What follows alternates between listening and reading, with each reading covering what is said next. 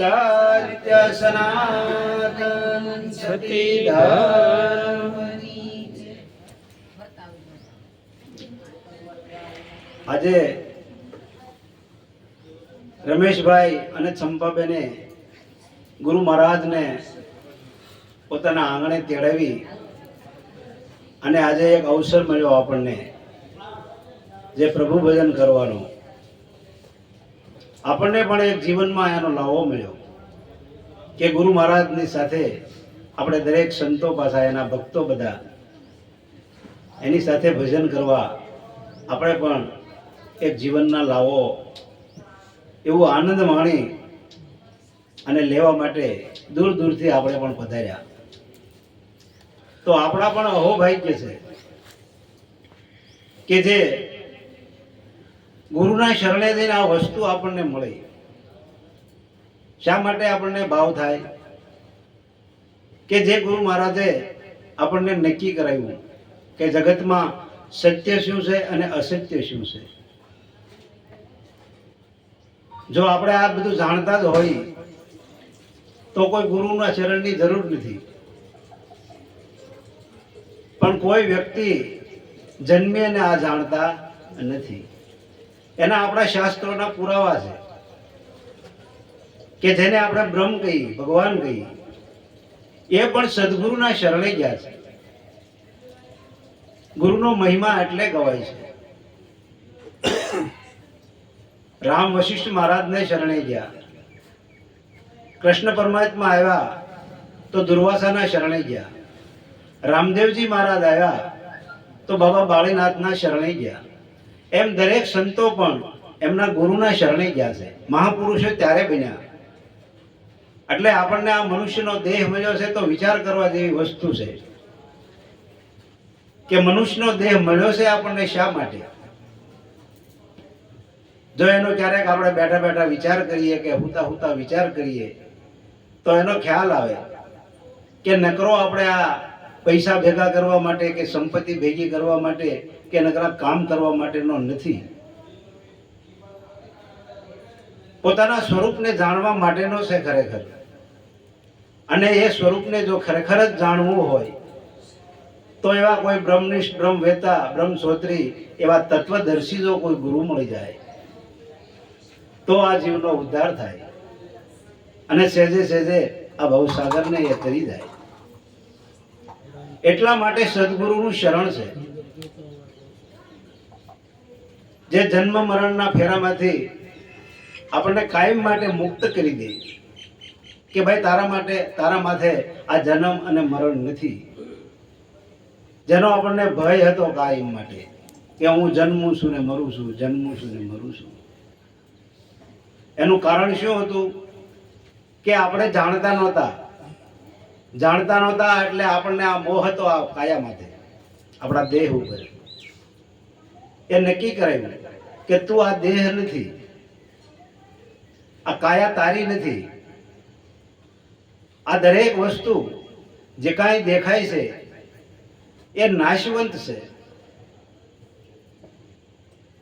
તો જગતમાં સત્ય શું છે કે તારું પોતાનું સ્વરૂપ છે. એ નક્કી થાય ત્યારે આ દરેક ભ્રમ આપણામાંથી નીકળી જાય છે. એટલે સંતો ગાય જન્મ મરણનો ભય છે બહુ ભારી, જન્મ મરણનો ભય છે બહુ ભારી, મટી રે શકે એક મનુષ્યને દ્વારે,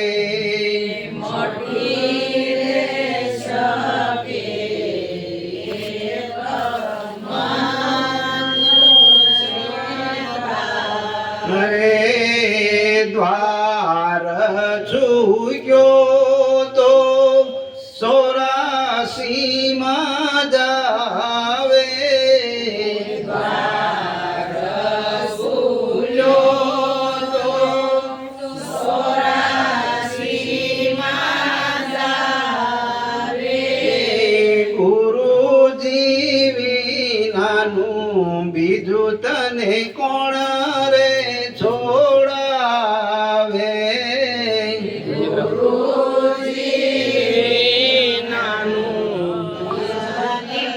કોણ છોડાવે? ફેરા રે સોરાસીના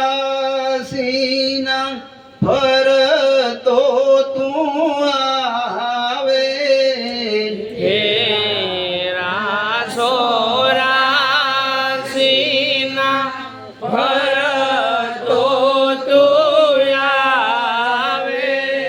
ગુરુજી નાનું બીજું તને કોણ રે છોડાવે ગુરુ દેવી નાનું બીજું તને કોણ રે છોડાવે?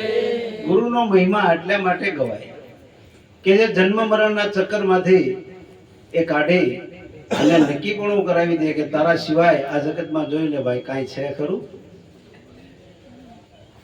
જે આપણને ભય હતો એ જગતમાંથી આપણને માતા પિતા ભય ન કાઢી શકે, એ સદગુરુ જ કાઢી શકે. માતા પિતા આપણા સંસ્કાર પૂરે, સંપત્તિ આપે, ભણાવી ગણાવી અને કંઈક ધંધા અર્થે ઉદ્યોગ કરાવે, પણ આ વસ્તુ માટે તો આપણે સદગુરુના શરણે જ જવું પડે. એટલા માટે આ ગુરુનો મહિમા છે કે ગુરુ એ જ ભગવાન છે. એને જે જુદા જાણીએ તો હજી આપણને પૂરું સમજાણું નથી.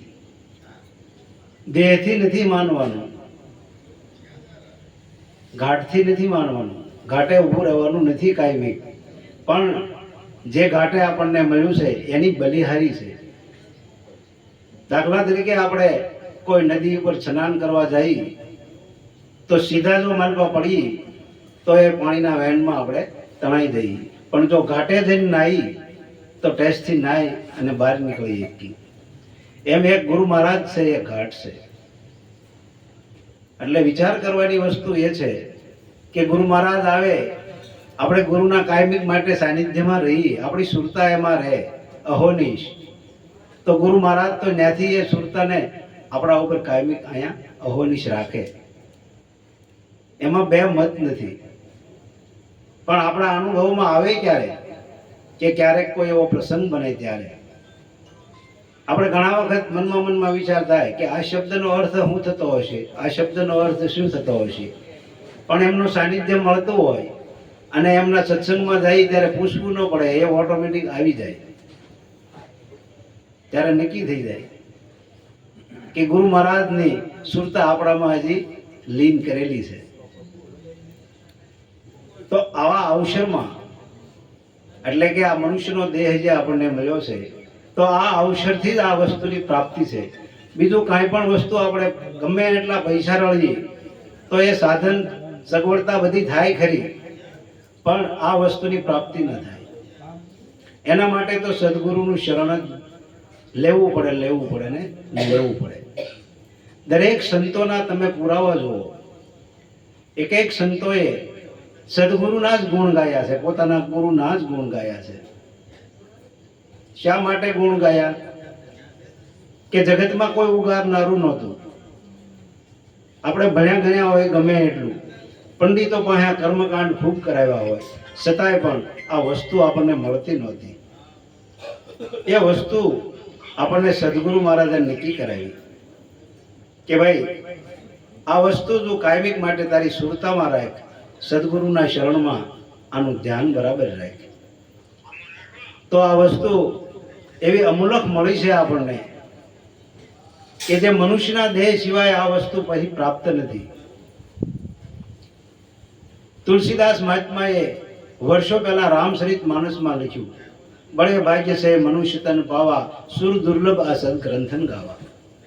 આવો મનુષ્યના દેહનો જે દેવો પણ આની યાચના કરે કે અમને પણ એક વખત જો મનુષ્યનો દેહ મળે તો અમે આ ભૂતળ ઉપર આવી અને આ ભક્તિ કરી અને પાછા અમારા પોતાના સ્વરૂપને પામી જઈએ.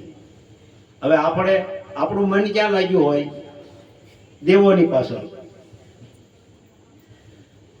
કારણ કે જ્યાં સુધી સાચા સદગુરુ મળતા નથી ત્યાં સુધી પોતાના સ્વરૂપની જાણ ન થાય. એટલે આપણે ક્યાં જઈએ? ભગવાનના શરણે જઈએ. આપણે એમને ભગવાન માની લઈએ, મૂર્તિને આપણે ભગવાન માની લઈએ. મૂર્તિને ભગવાન નથી માનવાના એવું નથી કહેવાનું, પણ તમને કે મને કે અન્ય કોઈને આની ખબર ક્યારે પડે કે મૂર્તિમાં ભગવાન છે, કે આવા સાચા સદગુરુનો જ્યારે આપણને ઉપદેશ મળે ત્યારે એને સાચું દર્શન થાય. એટલે કે છે કે જળ અને ચેતનમાં દરેક જગ્યાએ મારો વાસ છે. તઈ આપણને એ ગીતાના શ્લોક ઉપરથી નક્કી થાય કે જળમાં છે અને ચેતનમાં છે. ગુરુ મહારાજે નક્કી કરાવ્યું છે કે થાંભલામાં છે ભાઈ, આ દિવાલમાં છે ભાઈ, દરેક જગ્યાએ નક્કી કરાવ્યો છે. નકરી વાતો નથી કરી. અને જો પહેલી વખત આપણે ગયા હોય ને ખ્યાલ ન રહ્યો તો અનેક વખત જ્યાં ગાદી થાય ત્યાં આપણે પાછું જવું પડે. અને એ કદાચ એને ગાદી ન થાય અને આપણે એનાથી દૂર હોય ગુરુ મહારાજથી, તો ઘણા સંતો હોય આપણા, તો એનો સંપર્ક કરાય, એને આપણા આંગણે બોલાવાય અને એની પાસેથી પાછું આવું બધું સાંભળે અને નક્કી પણ થાય. જે કાર્ય આપણાથી ભૂલારે પડી ગયેલું હોય એ સંતો પાછું યાદ કરાવે. આપણને દરેકને એવું સમજાવ્યું છે કે ભાઈ ગામડે રહેતા હો તો તમે અઠવાડિયે અઠવાડિયે ભજન કરજો. સુરતમાં તો સારું છે કે અઠવાડિયામાં 3 દિવસ ભજન હોય, બાકી ચાલે. અને ગામડાઓમાં થોડુંક આળસ હશે અથવા તો થોડુંક આઘું પડતું હોય જેને ભાવ હોય. એટલે આવી બધી થોડી થોડી તકલીફ વાળું હોય એના હિસાબથી આવું બને નહીં. પણ કહેવાનો મતલબ કે જે ગામમાં જે રહેતા હોય એના એ સંતો ભેગા થાય અને આનો વાર્તાલાપ કરે. જો ત્યાંથી અહીંયા તેડાવા અને આઘું પડતું હોય તો ફોનમાં પૂછી લેવાય. આ બધી સગવડતા અત્યારે આપણને આપી છે. આ કોઈને ઠપકો દેવાનો નથી, પણ વસ્તુ આપણા ભૂલારામાં ન પડી જાય એના માટેની યાદગીરી માટેની વાત કરું છું. એટલે જેટલું યાદ છે એટલું જ આબાદ છે, નહીતર આ બધું બરબાદ છે. સદગુરુ મહારાજ